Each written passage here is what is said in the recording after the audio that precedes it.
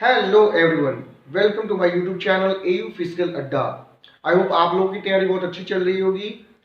और जैसा कि हम लोगों ने अपने प्रीवियस वीडियो में क्लास 12th के फिजिकल एजुकेशन सब्जेक्ट का यूनिट 4 पढ़ रहे थे, जो कि था ऑर्गेनाइजेशंस प्रमोटिंग डिसेबिलिटी स्पोर्ट्स, जिसमें स्पेशल ओलंपिक, पैरालंपिक और डेफ ओलंपिक की चर्चा करेंगे।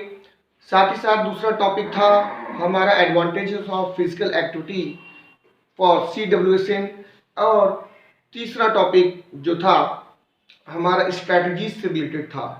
तो इसी प्रक्रम में हमने अपने प्रीवियस वीडियो में स्पेशल ओलंपिक पढ़ लिया था।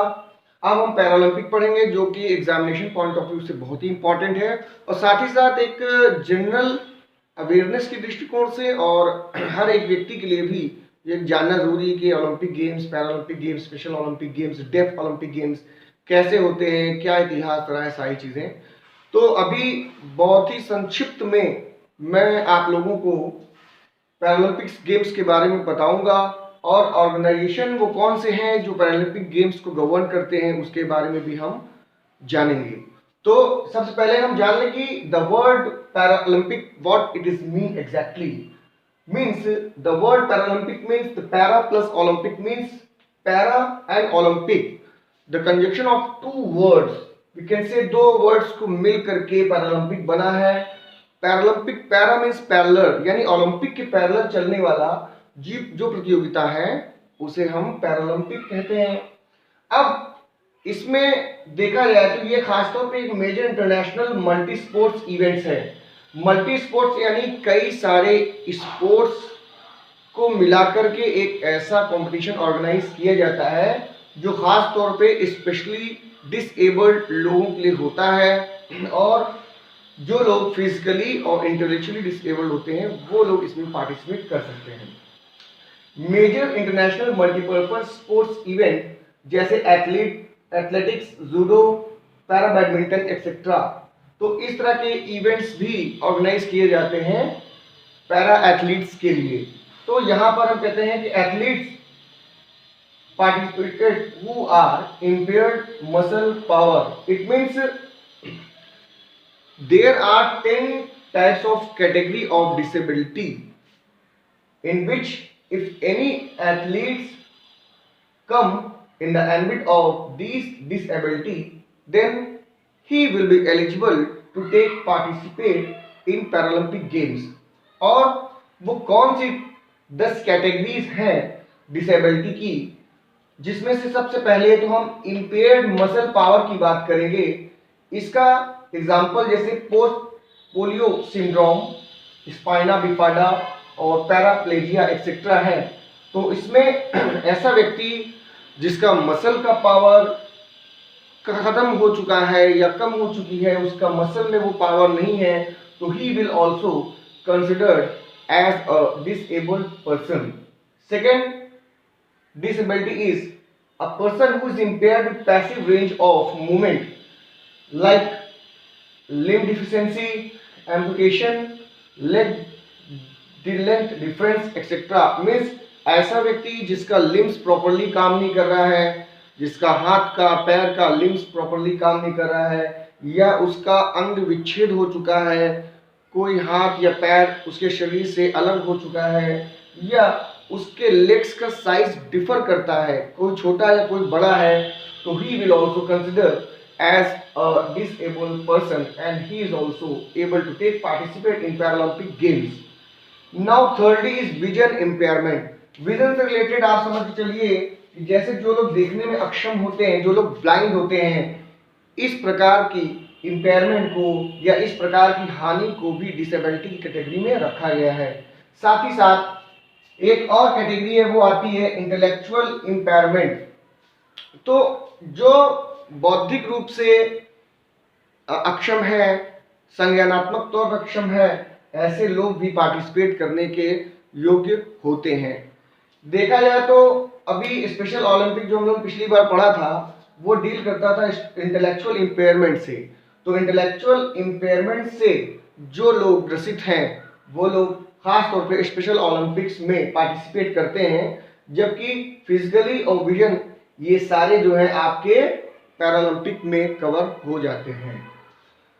अब देखा जाए तो पैरालंपिक गेम्स का भी इतिहास रहा होगा, जैसे ओलंपिक गेम्स का इतिहास है वैसे ही पैरालंपिक गेम्स का भी इतिहास रहा होगा। पैरालंपिक गेम्स कैसे शुरू हुआ इसके बारे में बहुत थोड़े से शब्दों में जानने की कोशिश करेंगे कि the Paralympic games has grown from a small gathering of British world war second veterans in 1948 organized by Dr. Ludwig Guttmann. It means there was a very small gathering of the British World War second veterans. Veterans हम उन लोगों को कहते हैं जैसे जो लड़ाई में लड़ने वाले जो योद्धा होते हैं, वो योद्धा जो युद्ध में अनुभव प्राप्त कर चुके होते हैं, but due to the war और some other types of conditions they become disabled and they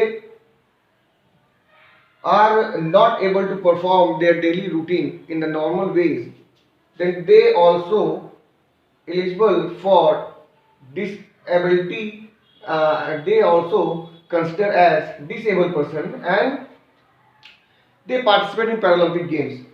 लेकिन यहाँ पर जो वेटरन्स थे, गैदरिंग हुआ लोगों का, छोटा सा गैदरिंग था। ब्रिटिश वर्ल्ड वॉर सेकेंड के जो युद्ध योद्धा थे उनका 1947 में डॉक्टर लुडविग गटमैन जी ने इनका एक गैदरिंग करवाया और सोचा कि ऐसे योद्धाओं को जो अपना हाथ पैर गंवा चुके हैं या किसी प्रकार की डिसेबिलिटी है, तो उनको भी जीवन में जीने के लिए एक लक्ष्य चाहिए, एक दिशा चाहिए, समाज में अपने आप को स्थापित करने के लिए, प्रतिष्ठा को स्थापित करने के लिए एक मौका देना चाहिए।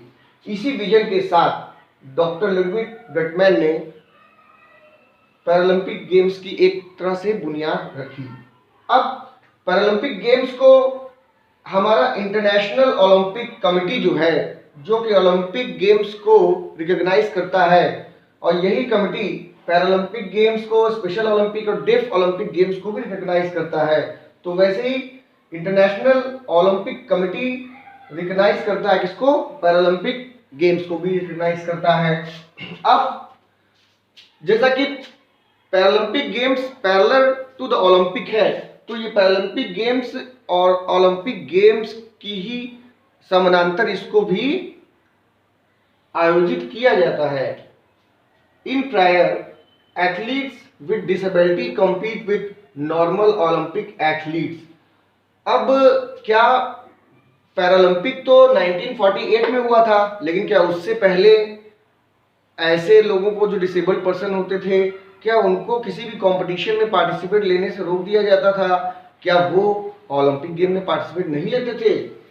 बिल्कुल, ऐसे व्यक्ति जो किसी प्रकार की डिसेबिलिटी से ग्रसित थे, वो लोग 1948 के पहले ओलंपिक जो गेम्स हुआ करते थे, नॉर्मल ओलंपिक गेम्स, वैसे एथलीट्स के साथ ये एथलीट्स कॉम्पीट करते थे। ये लोग नॉर्मल ओलंपिक गेम्स में पार्टिसिपेट लेते थे। और सबसे पहले पैरा एथलीट जो थे जिन्होंने नॉर्मल ओलंपिक में पार्टिसिपेट लिया था, वो थे जॉर्ज आइसर। जॉर्ज आइसर जी जो एक जिम्नास्ट थे और ये एक जर्मन अमेरिकन थे। तो इन्होंने सबसे पहले पार्टिसिपेट लिया सन 1904 में, और इनका एक पैर नहीं था और ये एक आर्टिफिशियल लेग्स के साथ इन्होंने इस प्रतियोगिता में पार्टिसिपेट लिया था।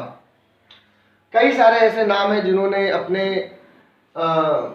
नॉर्मल ओलंपिक गेम्स में भी पार्टिसिपेट लिया और मेडल्स भी जीते, बावजूद इसके कि वह डिसेबल्ड होते हुए भी।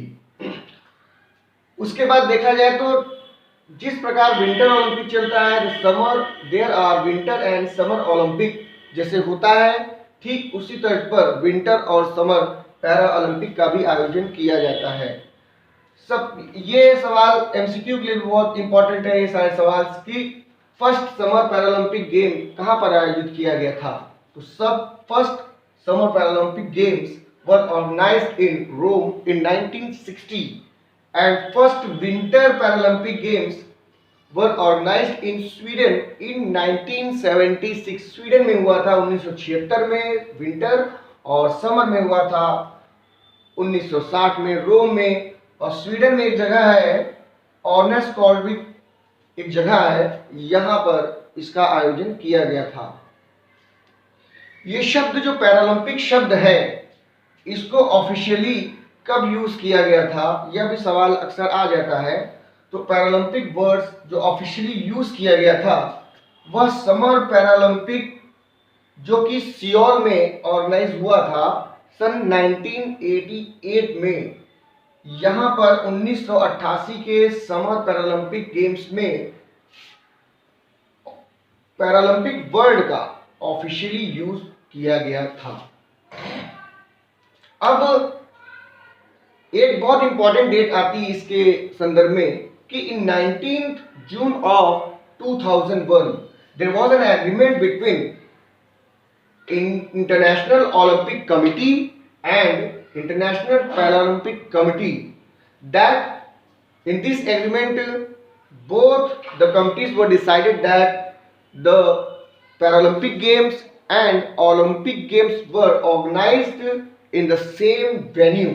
मतलब जिस जगह पर, जिस शहर में आपके ओलंपिक गेम्स ऑर्गेनाइज होंगे, उसी शहर में, उसी जगह पर आपके पैरालंपिक गेम्स भी आयोजित किए जाएंगे।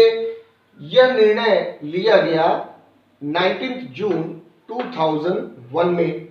अब पैरालंपिक, जैसे ओलंपिक का मोटो है, उसके सिंबल्स हैं, ठीक उसी प्रकार पैरालंपिक गेम्स के भी अपने एक मोटो है, उसके भी सिंबल्स हैं, उसके भी कुछ वैल्यूज हैं, उसके भी एम्स हैं। तो इसके बारे में भी थोड़ा सा हम जानें कि पैरालंपिक मोटो क्या है। कि पैरालंपिक गेम्स का जो मोटो था वो है स्पिरिट इन मोशन। ये बहुत इंपॉर्टेंट है कि स्पिरिट इन मोशन किस गेम का मोटो है। तो spirit in motion Paralympic games का मोटो है। सबसे पहले एथेंस ओलंपिक में पैरालंपिक्स गेम 2004 में इसका यूज किया गया। यानी सन 2004 से spirit in motion Paralympic games का मोटो बना। लेकिन सन 2004 से पहले ओलंपिक गेम्स का मोटो जो था वो था mind body spirit. It means कि जो कि 2004 से पहले माइंड बॉडी स्पिरिट और पैरालंपिक गेम्स का जो है वो मोटो हुआ करता था। और 1994 में इसको अडॉप्ट किया गया था कि माइंड बॉडी स्पिरिट सबसे पहला पैरालंपिक मोटो था। सिंबल की बात करें तो सिंबल में पैरालंपिक गेम्स, जैसे हम ओलंपिक गेम्स में देखते हैं कि 5 रिंग्स होते हैं। एक वाइट कलर के फ्लैग में 5 रिंग्स होते हैं, 5 कलर के रिंग्स होते हैं, और हर एक कलर एक अलग अलग कॉन्टिनेंट को, जैसे अफ्रीका, एशिया, ऑस्ट्रेलिया, यूएसए, इस तरह के कॉन्टिनेंट्स को रिप्रेजेंट करता है। तो वैसे ही पैरालंपिक गेम्स का भी एक सिंबल है। आप एक बहुत बड़े फ्लैग में, जैसे यहाँ देखिए 3 colours widely spread in a flag, मतलब 3 कलर बहुत एक फ्लैग में स्प्रेड किए हुए हैं, आपको दिखेंगे। और इनको हम बोलते हैं 3 एजिटोज। एजिटोज एक लैटिन वर्ड है और एजिटोज का मतलब होता है आई मूव। तो 3 एजिटोज पैरालंपिक गेम्स का सिंबल है। और 3 कलर्स जो उस फ्लैग में स्प्रेड हैं वो रेड, ब्लू और ग्रीन, ये 3 कलर से मिल करके पैरालंपिक गेम्स का सिंबल बनता है। अब यहाँ पर देखिए ये एजिटो का मैंने बना रखा है। अब ड्राइंग मेरी बहुत अच्छी नहीं, लेकिन फिर भी थोड़ा सा समझिएगा इसको। तो एजिटो में इस तरह का आपको एक रेड कलर का मिलेगा, एक ऐसे ब्लू कलर का मिलेगा, और ये ब्लैक कलर की जगह इसको ग्रीन कलर का रहेगा। कलर मेरे पास नहीं था इसलिए मैंने ब्लैक से आपको बना के सिर्फ समझाने के लिए बता दिया है। तो ये रेड कलर, ब्लू कलर और ये ग्रीन कलर रहेगा, ग्रीन कलर। ये एजिटो का सिंबल ये है, ठीक। अब किसी भी गेम का एक वैल्यू होता है, कोई मूल्य होता है, एक आदर्श होता है। किसी भी गेम को स्टार्ट करने का एक एम होता है, एक ऑब्जेक्टिव होता है। तो उसी तरह पैरालंपिक गेम्स के भी अपने कुछ वैल्यू हैं। क्यों पैरालंपिक गेम्स, किन मूल्यों को लोगों के अंदर डालने के लिए इन पैरालंपिक गेम्स का आयोजन किया जाता था। तो डेवलपिंग वैल्यूज थ्रू पैरालंपिक में सबसे पहले करेज आता है, ताकि जो एथलीट्स पार्टिसिपेट कर रहे हैं उनके अंदर करेज की भावना है। इसको डेवलप करने के लिए पैरालंपिक गेम्स का आयोजन किया जाता है। डिटर्मिनेशन, उनके अंदर एक अच्छी डिटर्मिनेशन पावर हो, वो सही तरीके से हर चीज़ों को जजमेंट कर सकें, इस चीज़ के लिए भी पैरालंपिक गेम्स का आयोजन किया जाता है। इक्वालिटी की भावना को जो है प्रोत्साहित करने के लिए भी पैरालंपिक गेम्स इस वैल्यू के साथ चालू किया गया। रोल मॉडल को भी जो है इसमें जगह दी गई है। कुल मिलाकर के पैरालंपिक गेम्स ऐसे एथलीट्स के लिए जो कि फिजिकली डिसेबल्ड है, विजन से डिसेबल्ड है, और उनके लिए समाज में अपने आप को प्रतिष्ठा प्राप्त कराने का एक अच्छा रास्ता बनाता है। और साथ ही साथ वो दे become more confidence, they get self-esteem, and they will be able to participate in these elite games and establish themselves as a good citizen and as well as a good athlete and sportsman in the world। तो Paralympic games मैंने बहुत कम शब्दों में ख़त्म कर दिया है, और इसके बाद हम अभी पैरालंपिक गेम्स को कौन सी कमेटी ऑर्गेनाइज करती है, कौन से ऑर्गेनाइजेशन इसको प्रमोट करता है, इसके बारे में थोड़ा सा पढ़ेंगे। डेफ ओलंपिक के बारे में पढ़ेंगे। तो बहुत जल्द मैं आपको पैरालंपिक गेम्स ऑर्गेनाइजेशन कमेटी और डेफ ओलंपिक के बारे में भी बताता हूँ। तो बहुत जल्द मैं आपके पास आ रहा हूँ। Hello, welcome again. तो अब हम पैरालंपिक जो ऑर्गेनाइज करने का और इसको प्रमोट करने का जिस ऑर्गेनाइजेशन को श्रेय जाता है, मतलब कि the organization which promotes the Paralympic games, that is international Paralympic committee. International Paralympic committee वह ऑर्गेनाइजेशन है जो पैरालंपिक्स गेम्स को ऑर्गेनाइज करवाती है और प्रमोट करती है, और ये इंटरनेशनल ओलंपिक कमेटी IOC के द्वारा रिकॉग्नाइज कमेटी है। तो इंटरनेशनल पैरालंपिक कमेटी सबसे पहले देखें अगर, तो इंटरनेशनल पैरालंपिक कमेटी 22 सितंबर 1989 को डसेल्डॉर्फ जर्मनी नामक स्थान पर इसकी स्थापना की गई थी, और इसका हेडक्वार्टर, जो कि बहुत बार पूछा जा चुका है, इसका हेडक्वार्टर बॉन नामक शहर में, जो कि जर्मनी में है, वहाँ पर स्थित है। अब international Paralympic committee is a global governing body of Paralympic games. ये पैरालंपिक गेम्स का ग्लोबल गवर्निंग बॉडी है। It comprises more than 200 members. International Olympic Games, which were